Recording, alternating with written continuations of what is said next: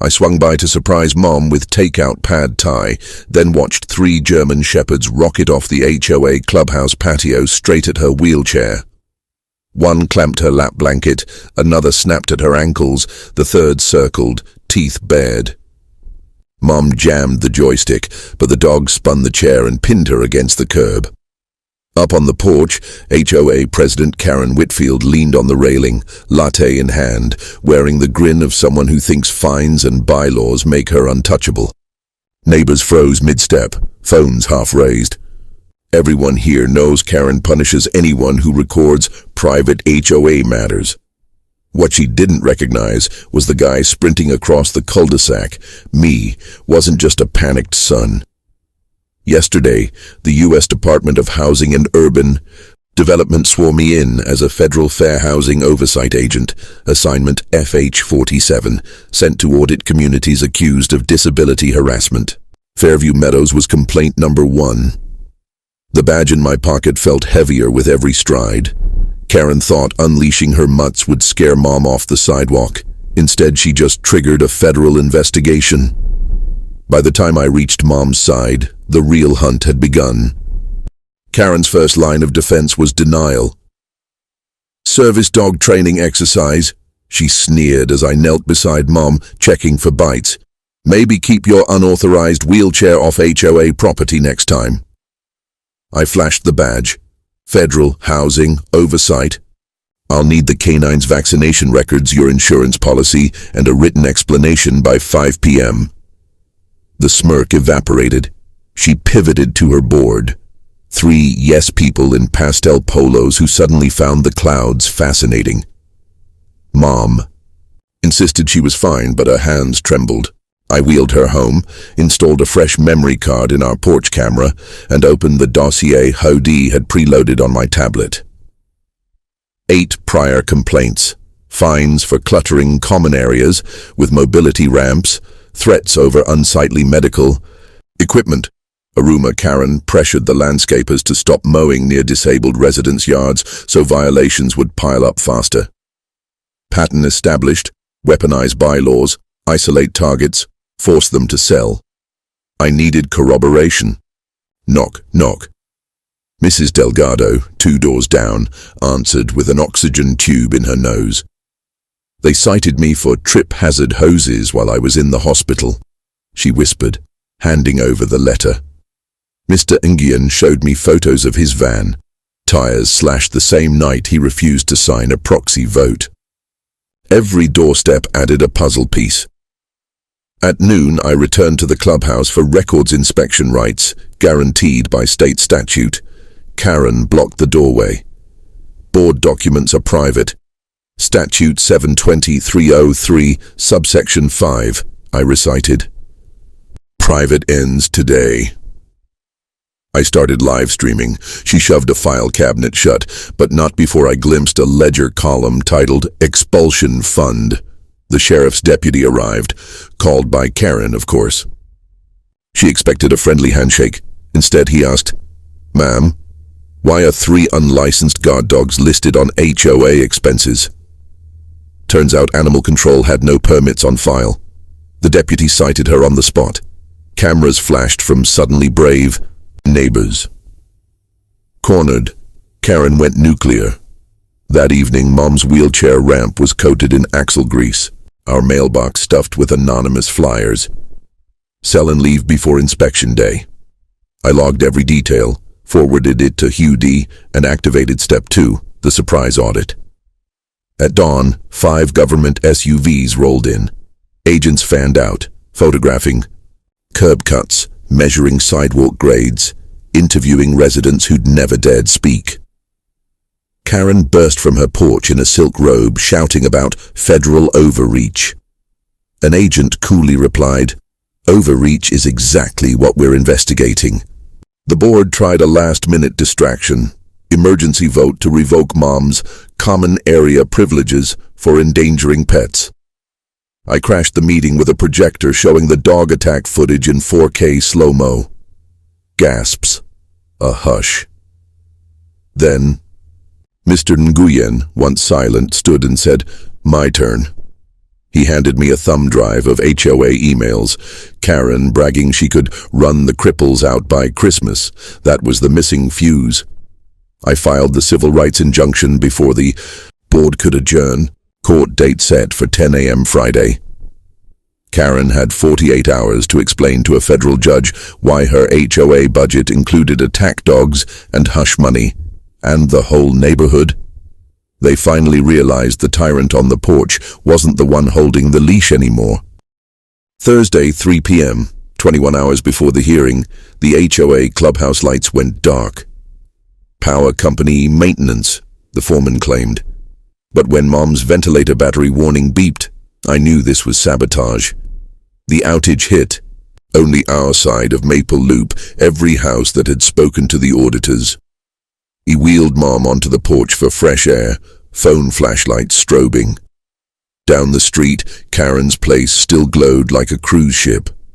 She stepped outside, raised a wine glass, and mouthed, "Tick-tock." No electricity meant no ramp motor, no stair lift, no medical fridge. If Mom missed a single dose of her chilled meds, she'd be in the ER before dawn, too sick to testify. Exactly Karen's plan. I called the utility supervisor. He swore. No work order existed. Someone had bribed a rogue crew. I switched to emergency mode. Backup generator from the garage, extension cords snaking through the hallway. As I pulled the starter rope, headlights flared behind me, an unmarked pickup rolling slow, its driver hooded. He tossed something shiny. It clanged off the generator housing and skittered across the driveway. A padlock snapped in two. Message. Received. You're not getting power tonight. My phone buzzed. Agent Morales from HUD. We just intercepted chatter. HOA board scheduled a security sweep at your address. ETA 10 minutes. Stay inside. We're en route. I glanced at Mom, pale under the porch light, then at the useless generator. 10 minutes was too long. I bolted to Mr. Nguyen's garage. His welding rig ran on a massive inverter. He didn't hesitate, dragged it across the street, sparks of patriotism in his eyes. Mrs. Delgado followed with flashlights. Kids from 3 houses lugged fuel cans. The neighborhood Karen had bullied into silence was forming a human power line. We'd barely plugged Mom's ventilator into the inverter when the security sweep arrived. Karen's 3 unleashed shepherds trotting beside a rented tow truck. The driver revved, aiming for our curbside ramp. I stepped into the headlights, badge raised, live stream rolling. "Touch that ramp," I said, "and you'll be listed as a co-defendant in a federal civil rights suit. Count to 5 and read the view count climbing on this stream." Phones lit up along the block, dozens now filming. The driver killed the engine. The dogs, sensing the shift, whined and backed off. Karen stormed forward, face blotchy. "You can't hide behind a camera forever." "Not hiding," I answered, panning the lens. "Documenting." Sirens crescendoed. Hoodie agents, sheriff, cruisers, animal control. Karen froze, caught mid-tirade in a halo of red-blue strobes. Agents seized HOA files from the tow truck cab, forged utility requests, payoff receipts, and an invoice for canine intimidation services. Power company techs restored our grid within minutes. Mom's machines hummed back to life, louder than any gavel. But the real trial would start at sunrise, and Karen had just handed me every exhibit I needed. Friday, 9:54 a.m., 6 minutes to showtime. The federal courthouse lobby smelled like old marble and fresh panic. Karen Whitfield paced in stilettos that clicked faster than a metronome, whisper snapping at her attorney while the rest of the HOA board huddled like drenched cats. Mom sat beside me in her wheelchair, oxygen cannula in place, blanket tucked tight. Every so often she'd pat my arm and murmur, "Breathe, kiddo." The irony wasn't lost on me. She was the one recovering from a night of sabotage, yet I was the one hyperventilating. Agent Morales handed me the final evidence packet. Color photos of the broken padlock, the forged outage form, and the dog's veterinary records. Each animal trained for controlled aggression. A neon. Sticky note read, Judge Mercer despises intimidation tactics. Lead with the outage. I slid the packet into my binder, felt the weight of it settle like a loaded magazine. Courtroom 2B was packed. Neighbors filled every pew, media lining the back wall. The local station had teased disabled rights showdown all morning. Now their cameras zeroed in on Karen's strained smile. The bailiff called, "All rise," and Judge Mercer entered, robe flowing, expression granite, opening salvo. Karen's lawyer, Mr. Hollings, argued the dogs were community-approved. Security animals and the power outage a miscommunication with contractors. He spoke in a soothing baritone, but his evidence boiled down to one flimsy work order, signed in handwriting that looked suspiciously like Karen's. My turn. I rolled the projector cart forward, dimmed the lights, and hit play. The room fell, dead silent as the 4K footage of the attack filled the screen.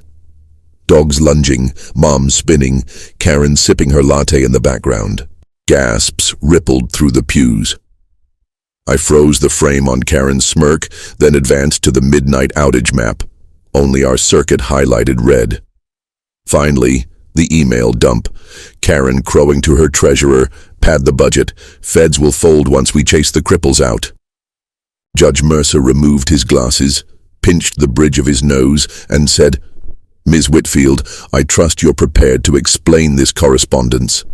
Karen shot to her feet. "Those emails are private property obtained without consent." "Actually," I interjected, "they were provided by an HOA board member exercising whistleblower rights under 12 CFR 100-500. I glanced at Mr. Nguyen, seated 2 rows back. He gave a small nod. The judge motioned me to continue. I summoned Mrs. Delgado. She navigated her oxygen tube to the witness stand, voice shaky but firm as she recounted Karen's threats. Fines escalating from $50 to $500 in a single month. Landscapers refusing to mow her lawn, the night her porch light wires were mysteriously cut. Hollings objected, anecdotal, but the judge overruled. Pattern evidence was exactly what we were here to establish. Next witness, the utility supervisor, subpoenaed at dawn. He testified the outage order was faxed from the HOA office using a forged county seal. Karen's face drained of color. Hollings asked for a recess, denied. I saved the coup de grace for last, Animal Control Officer Ramirez, clipboard in hand.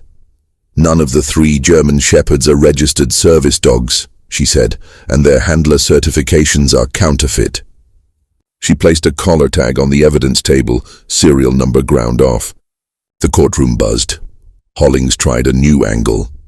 Blame the board's rogue security chair, a retiree named Bob who was conveniently absent. But my live stream from the night before showed Karen directing the tow truck and calling the dogs by name. I played that clip. The jury of public opinion, neighbors, press, even courthouse staff, visibly recoiled. Judge Mercer leaned forward. "Ms. Whitfield, these actions suggest a calculated campaign to violate the Fair Housing Act, the Americans with Disabilities Act, and potentially state criminal statutes regarding assault and animal endangerment." He paused, letting the D words sink in. "Do you wish to reconsider your position before I rule on the injunction and refer this matter for criminal prosecution?" Karen's eyes darted like a cornered fox. She whispered to Hollings. He shook his head, palms up. "No. Escape." Her bravado cracked. She stood, voice trembling. "Your Honor, perhaps we can discuss a settlement." A bang of the gavel cut her off. "Settlement discussions may proceed after this court orders immediate relief. Effective now. The HOA is enjoined from any enforcement action against Ms. Martinez or other disabled residents. All fines levied in the past 12 months are void. The HOA treasury is frozen pending forensic audit. And Ms. Whitfield," he fixed her with an icy stare, "you will surrender those dogs to animal control before leaving this building." Gasps, then applause, from Neighbors, from Mrs. Delgado, who wiped tears, from Mr. Nguyen, who pumped a fist. Hollings muttered something about appeal. The judge replied, "You're welcome to try." Security escorted Karen to a side room to sign compliance papers. As she passed, Mom reached out and gently touched her sleeve. "Mercy's an option." "Too dear," she whispered. Karen flinched, as if the word burned. Outside, the courthouse steps erupted into a press scrum. Microphones thrust at us. Mom simply said, "I just want a safe ramp and some peace." I added, "Accountability is coming for any HOA that thinks disability is a weakness to exploit."